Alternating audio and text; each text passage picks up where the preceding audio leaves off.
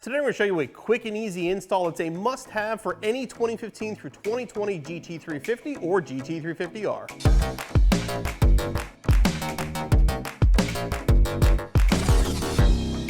These are the rock blockers from JLT. And while you've been looking at this, you're probably saying it's just a piece of foam. Well, that's really all it is. But it's custom cut to fit your Shelby, and they're less than 15 bucks a pair, and it'll keep rock and gravel off of your rockers.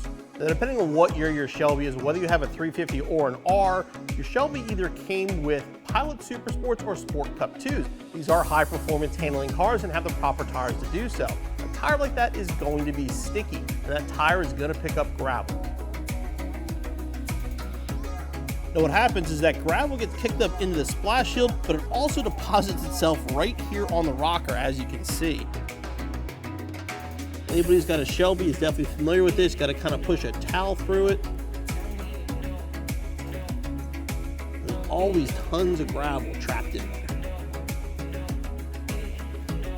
And what the rock blocker does is very simple. It's specifically cut to fit into that opening.